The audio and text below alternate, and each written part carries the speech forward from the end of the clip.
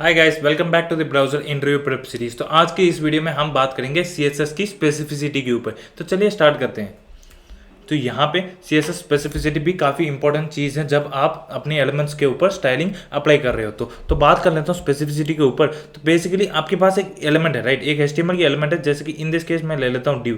तो div में अगर मेरी यहाँ पे कुछ इनलाइन स्टाइलिंग है, कुछ भी यहाँ पे मेरी स्टाइल लगी हुई है, राइट, कोई भी स्टाइल प्रॉपर्टी है यहाँ पे लगी हुई है, एंड देन यहाँ पे हेलो करके मेरा कंटेंट है, एंड देन उसके बाद ये div वाली टैग के साथ क्लोज कर देना, ठीक है। तो ये एक बार मैंने यहाँ पे कोई स्टाइल लगा दी कलर की, तो इसकी कलर मैंने लिखी यहाँ पे, लिख देता हूँ रेड। तो ये क्या होगा, ये होगी रेड कलर में, ये होगी मेरी रेड कलर में। एंड देन हम एक और चीज़ क्या करते हैं, हमारी स्टाइल में, हमारी स्टाइल के टैग दैट इज हमारी HTML में लिखते हैं ना, तो उसमें भी अगर हम डिफाइन करते हैं अपनी स्टाइल, तो उसमें अगर हम कोई और यहाँ पे इस एलिमेंट के लिए, जैसे कि यहाँ पे div के लिए मेंशन करते हैं कि भाई इसकी कलर होगी ब्लू, तो आपको क्या लगता है कि कौन सी कलर यहाँ पे चढ़ेगी?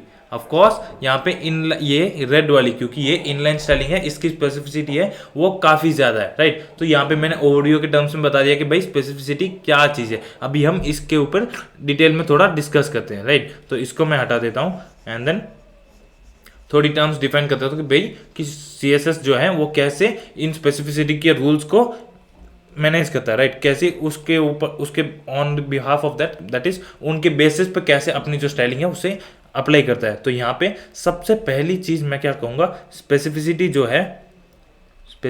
जो है CSS क्या करता है, एक स्कोर या फिर रैंक के टर्म में बेस करता है, स्कोर या फिर कोई भी रैंक के टर्म में बेस कर देता है, ठीक है। तो यहाँ पे जो मेजरली अगर आपकी एक मैं कहूँगा, हम इनलाइन CSS लिखते हैं, एक है हमारी सबसे ज़्यादा प्रायोरिटी किसकी होती है, हमारी इनलाइन CSS की। यहाँ पे किसी भी टैग के ऊपर मैं अगर CSS अप्लाई कर रहा हूँ, तो बेसिकली CSS की बात करते हैं प्रॉपर्टीज के अंदर, दैट इज सेलेक्टर्स के थ्रू भी। तो स्पेसिफिसिटी में दो चीज़ हैं, एक तो स्टाइलिंग फाइल्स के, दैट इज स्टाइलिंग की हायरार्की क्या है, एंड देन दूसरी होगी स्टाइलिंग की एट्रीब्यूट्स कहूँ या फिर सेलेक्टर्स, राइट। यहाँ पे क्या आएगा, उल्टा सेलेक्टर्स आएगा, यहाँ पे सेलेक्टर्स आ जाएगा। तो स्पेसिफिसिटी किस हिसाब से, स्टाइलिंग एंड देन सेलेक्टर्स के थ्रू। तो अगर मैं यहाँ पे मेरी सबसे ज्यादा प्रायोरिटी रहती है सबसे पहले इनलाइन स्टाइलिंग। इनलाइन स्टाइलिंग क्या है, उस एलिमेंट div के ऊपर डायरेक्टली अप्लाई करने वाला, हम इसका भी एग्जांपल देख लेंगे। एंड देन दूसरी चीज क्या है, दूसरी है आपकी हेड टैग में जो आप दिखते हो, आप लिखते हो अपनी हेड टैग में, राइट। तो उसके तो नेम दूंगा इसको इंटरनल, यहाँ पे इंटरनल CSS। तो तीन टाइप्स की CSS है, तीन टाइप्स की बेसिकली CSS जो हमने बात करी थी, इंटरनल एंड देन फाइनली आती है हमारी एक्सटर्नल, तो basically internal and then external के ऊपर डिफरेंसेस बात कर देता हूँ। दैट इज अगर आप अपने स्टाइल टैग में, अपने HTML पेज के अंदर ही अपनी CSS हमने देखा था, जब हम अपने प्रोजेक्ट्स बिल्ड कर रहे थे, एक्सेल वैसे हो गई, तो काफ़ी बड़ी आपकी CSS बन जाती है, एंड देन आपकी HTML की जो डॉक्यूमेंट है वो काफ़ी बढ़ जाती है। इसके लिए हम क्या करते थे, इंस्टेड हम एक एक्सटर्नल CSS दैट इज एक फाइल के थ्रू लिंक करते थे हमारी CSS को। तो ये हमने एक बेसिक डिफरेंस जान ली। अब बात करते हैं हमारी स्पेसिफिसिटी के ऊपर। तो इसमें से ना आपकी जो इंटरनल वाली CSS है, इसकी ज़्यादा स्पेसिफिसिटी होती है, इसकी मैं रैंक दूंगा 1, इसकी ज़्यादा स्पेसिफिसिटी होती है when compare to these two. तो इन दोनों की ना ऑलमोस्ट लगभग सेम स्पेसिफिसिटी होती है। एंड देन अगर आप दोनों को लिखते हो तो एक्सटर्नल आएगा पहले, उसके बाद में आ जाएगा इंटरनल। तो इंटरनल CSS क्या करेगा, ओवरराइड कर देगा। अगर आप इनलाइन भी लिखते हो तो इनलाइन क्या है, इन दोनों को ओवरराइड कर देगा, राइट। तो स्पेसिफिसिटी के हिसाब से है कौन सी आप कैसी डिस्क्रिप्शन में देते हो, दैट इज अपनी CSS को अप्लाई करते हो।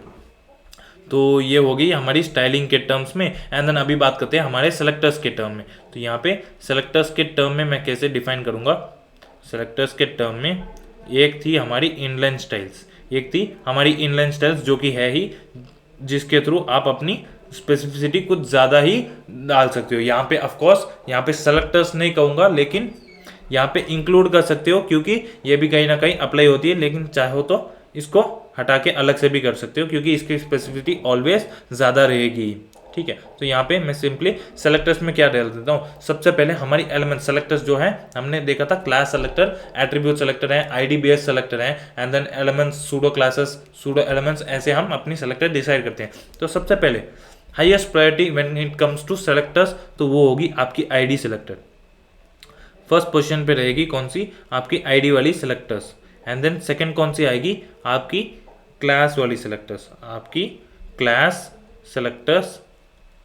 एंड देन ऑल्सो ये भी आपकी जो एट्रीब्यूट सेलेक्टर्स है ये भी सिमिलरली ही कंट्रीब्यूट करती है। तो यहाँ पे एट्रीब्यूट सेलेक्टर्स लिखा एंड देन इसके बाद में एंड में कौन सी आती है आपकी जो एलिमेंट है आपकी एलिमेंट सेलेक्टर्स, दैट इज आप लिखते हो ना div h1 h2 वगैरह p टैग हो गया, तो डायरेक्टली टैग्स को लिखना यहाँ पे एलिमेंट दैट इज टैग्स यहाँ पे ब्रैकेट में लिखता हूँ एंड सूडो एलिमेंट्स, ये भी सूडो एलिमेंट्स, तो ये भी इसके अंडर ही आता है। ठीक है, तो ये हो गई इन सेलेक्टर्स की स्पेसिफिसिटी। तो आईडी सेलेक्टर्स की एंड देन उसके बाद आती है क्लास एट्रीब्यूट एंड देन उसके बाद एलिमेंट्स एंड सूडो एलिमेंट्स। अगर आप एग्जाम्पल के फॉर्मेट में देखोगे तो इनको रैंकिंग किस हिसाब से देनी चाहिए, हम काफी बार क्या करते हैं, हम सेलेक्टर्स कैसे चूज करते हैं, मल्टी सेलेक्टर्स होते हैं, दैट इज कॉम्बिनेटर्स के फॉर्म में होते हैं। कॉम्बिनेटर्स ऐसे क्या आते हैं, अगर आप डीप में जाना चाहते हो तो आपके पास एक डिव है, राइट, आपके पास एक डिव है, उसके अंदर चिल्ड्रन है, 3 पी टैग्स है, क्या है, 3 पी टैग्स जो है आपकी चिल्ड्रन है।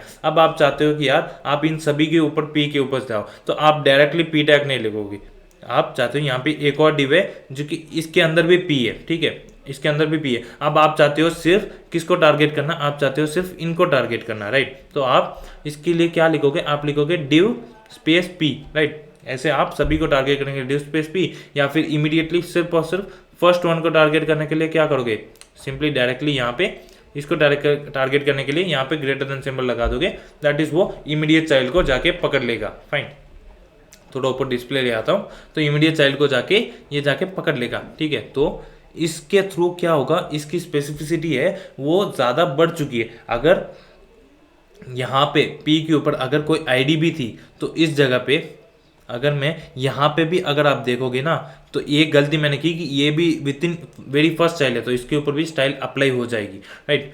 तो यहाँ पे और स्पेसिफिसिटी में जाने के लिए हम क्या कर सकते हैं, हम यूज़ करेंगे आईडी, राइट। तो पी की जगह हम क्या करते थे, हम यूज़ कर सकते थे डायरेक्टली आईडी, तो पता चल जाएगा आईडी तो बेसिकली है ही कॉमनली आइडेंटिफाई करने के लिए। फाइन, तो अभी हमें इसके ऊपर बात करने के लिए क्या करेंगे, यहाँ पे आते हैं कि इनको रैंक वाइज ऑर्डर कैसे करेंगे, क्योंकि हम अपने सेलेक्टर्स को क्या डायरेक्टली आईडी या फिर क्लास पे ही लिखते हैं, हम ऑफकोर्स कॉम्बिनेटर्स को भी यूज़ करते हैं। क्या करते हैं, हम अपनी कॉम्बिनेटर्स दैट इज हमारी मल्टीपल सेलेक्टर्स को भी ज्वाइन करके हम एक स्पेसिफिक सेलेक्टर के ऊपर पहुंचते हैं, राइट। तो हम कॉम्बिनेटर्स यूज कर सकते हैं। तो उस बेसिस में हम रैंकिंग कैसे प्रोवाइड करेंगे, तो यहाँ पे क्या होगा, एक मैं रैंडम एक नंबर दे देता हूँ जो कि एक रेफरेंस के लिए आप क्या कर सकते हो, कुछ रैंडम वैल्यूज को ऐड कर सकते हो। तो कह सकते हो आईडी सेलेक्टर्स जो है, आईडी सेलेक्टर की सबसे ज्यादा प्रायोरिटी रहेगी, तो यहाँ पे आप इसके ऊपर 100 डाल सकते हो, या फिर यहाँ पे 1000 डाल दो कि जब भी आईडी सेलेक्टर आएगी तो इसके ऊपर मैं 1000 ऐड कर दूंगा। एंड देन अगर क्लास आई तो इसके लिए मैं कर दूंगा 100, एंड देन अगर ये एलिमेंट आई तो इसके लिए कर दो 10, ठीक है, इसके लिए ऐड कर दोगे कितना ना 10। तो अभी अगर कोई सेलेक्टर आ गई तो एक है आपकी डिव, ठीक है, एक है आपकी डिव जिसकी आईडी है ए, इसकी आईडी के साथ है ए, तो ये हो गई आपकी एक मल्टी लेवल की दैट इज कॉम्बिनेटर्स हो गई, ये आपकी एक कॉम्बिनेटर्स हो गई। एंड देन दूसरी है आपकी डिव, एंड देन आपने ये जो पी टैग लिख देता हूँ, यहाँ पे पी टैग है, एंड देन आईडी इसकी है ए, इसकी आईडी है ए, एंड देन यहाँ पे हेलो का कंटेंट है, डिस्क्राइब कर देते हैं ताकि पता चल जाएगा, आइडिया लग जाएगा। तो यहाँ पे कैसे, यहाँ पे आता हूँ तो डिव हैश है दैट इज ये आईडी, तो यहाँ पे मैं एक और चीज़ क्या करता हूँ, डिव पी।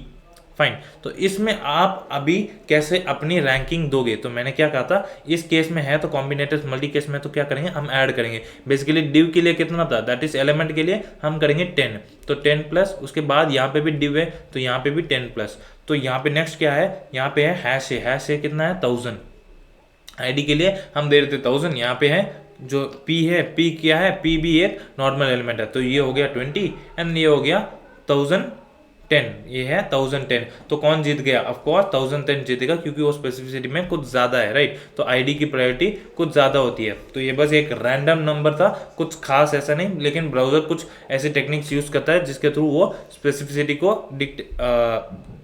आइडेंटिफाई कर सके, राइट। तो इस चीज़ को अभी हम थोड़ा प्रैक्टिकली देखते हैं, थोड़ी काफ़ी थियरी वाली बातें हो गई, अभी थोड़ा इम्प्लीमेंट करके देखते हैं। तो यहाँ पे खोलता हूँ अपनी पेज को, तो यहाँ पे मेरे पास यहाँ पे 3 बॉक्सेस पड़ी है, ओपन विथ लाइव सर्वर करता हूँ, एंड देन अपनी जो पेज है इससे ले आता हूँ, ठीक है, ये आ गई मेरी पेज। अभी क्या करना है मुझे, खोलते हैं अपनी, इसको बंद, 2 साइड कैसे खुल गई, तो इसको अगेन खोलते हैं, एंड देन अभी ले आता हूँ अपनी साइड को अगेन। ठीक है, तो अभी मैं क्या करूँगा, इसको हाफ वे में रख के थोड़ा अरेंज कर देता हूँ ताकि जब हम स्टाइल्स अप्लाई कर रहे हैं तब पता चल जाए। ठीक है, तो इसको यहाँ पे प्लेस कर देता हूँ।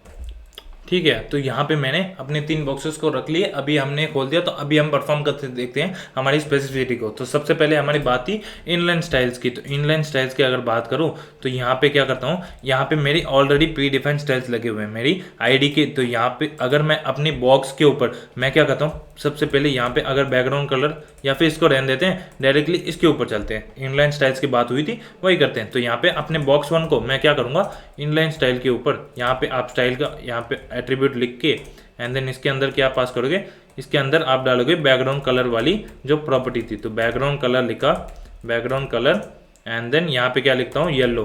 तो आप देखना ये जो है, ये इनलाइन स्टाइल जो है ये ज़्यादा कलर स्पेसिफिसिटी मांग गई एंड देन ये कलर जो है यहाँ पे येलो कलर में डिस्प्ले हो गई, राइट। सिमिलरली ऑल्सो अगर एक और स्पेसिफिसिटी आपको दिखाऊं तो आपके पास यहाँ पे बॉक्स है, राइट। अगर आप बॉक्स में क्या करोगे, यहाँ पे बैकग्राउंड कलर दे दो, कोई दिक्कत नहीं, यहाँ पे बैकग्राउंड कलर दे दो एंड देन यहाँ पे मार्क कर लो क्या, यहाँ पे मैं ब्राउन ले लेता हूँ, यहाँ पे मैं सबके ऊपर ब्राउन दे देता हूँ। लेकिन फिर भी आप देख सकते हो आपकी कलर जो है वो चेंज नहीं हुई, आपकी कलर चेंज नहीं हुई है। हमें एक और बात पता है कि आप अगर अपने सेलेक्टर्स को नीचे लिख के उसकी अगर आप कलर को जो भी प्रॉपर्टीज है, अगर आप यहाँ पे ऐसे दिखा देता हूँ, अपने डॉट बॉक्स को रिमूव किया, उसको नीचे लगा देता हूँ क्योंकि हमारा जो कोड है वो टॉप से बॉटम रन होता है, राइट। तो ये क्या करेगा, उस वाले चीज को ओवरराइड कर देगा, ऑफ कोर्स ओवरराइड करेगा। तो देखते हैं ओवरराइड करके, तो ये नहीं हुआ। ये ओवरराइड क्यों नहीं हुआ, क्योंकि ये ऊपर होते हुए भी क्या है, ये है आईडी सेलेक्टर, तो इनकी स्पेसिफिसिटी ज्यादा है। तुम ऊपर लिखो नीचे लिखो, डॉट क्लास सेलेक्टर जो है इसकी स्पेसिफिसिटी कम ही रहेगी व्हेन कंपेयर टू आईडी। सो कहीं पे भी लिखो, इसकी आपकी मॉडिफिकेशन परफॉर्म नहीं होगी। तो यही मैं दिखाना चाहता था क्लास स्पेसिफिसिटी के थ्रू, राइट। तो आप ऑल्सो इनलाइन स्टाइलिंग में भी और भी कुछ कर सकते हो, राइट। एंड देन आपको ऑफ कोर्स एट्रीब्यूट वाले सेलेक्टर्स भी बताए थे। तो यहाँ पे अगर आप डिव लिख देते हो, तो यहाँ पे मैंने सिंपली डिव डाला, बैकग्राउंड कलर डाल दिया लेट्स से पर्पल। तो पर्पल का भी कोई भी इफेक्ट नहीं रहेगा, क्यों, क्योंकि ये जो डिव है ये क्या है, ये है हमारे एलिमेंट्स के अंदर आती है। तो एलिमेंट्स क्या है, एलिमेंट्स जो है इसकी कम प्रायोरिटी होती है, राइट। तो class selectors and then ID selectors के आगे इसका कोई भी मुकाबला नहीं होगा। तो यहाँ पे अगर मैं हटा देता हूँ इन सभी को, अगर मैं इन सभी को हटा देता हूँ एंड देन अब देखते हैं, इसको हटा देते हैं, ठीक है। तो अभी लाता हूँ अपने कलर वाले बॉक्स को। तो अभी देख सकते हो जो इनलाइन स्टाइलिंग है वो तो अप्लाइड ही है एंड देन जो ये बाकी जो बॉक्सेस हैं ये ब्राउन रह गई एंड देन जो मैंने ओवरराइड किया वो काम नहीं किया क्योंकि मेरी एलिमेंट वाली जो स्पेसिफिसिटी है वो कम रहती है when compare to class, right. When compare to class यहाँ पे डाला गया क्लास आएगा, उसके बाद आपकी एलिमेंट आती है। क्लास एट्रीब्यूट सेम है, आईडी सबसे ज्यादा है, उसके बाद आपकी elements and then pseudo elements आती है। तो सबसे पहले आपकी इनलाइन स्टाइलिंग रहेगी, फाइन। तो इसके अराउंड मैंने बात कर दिया। तो इस वीडियो में इतना ही, हमने स्पेसिफिसिटी के बारे में जान लिया कि कैसे हमारी सीएसएस जो है वो अप्लाई होती है, ठीक है। तो इस वीडियो में हमारा इन्फॉर्मेशन इतना था। आई होप आपको ये स्पेसिफिसिटी की इन्फॉर्मेशन पसंद आई, ठीक है। तो यही था हमारा इन्फॉर्मेशन स्पेसिफिसिटी के अराउंड सीएसएस के। तो इसके थ्रू आपको सीएसएस की स्टाइलिंग कैसे अप्लाई करना है एंड देन सीएसएस कैसे वर्क करेगा, इसकी आइडिया भी आपको अच्छी तरह से लग जाएगी कैसे आपकी स्टाइलिंग जो है अप्लाई होती है। तो आई होप आपको ये इन्फॉर्मेशन पसंद आया। मिलते हैं हमारे नेक्स्ट वीडियो में। Thank you.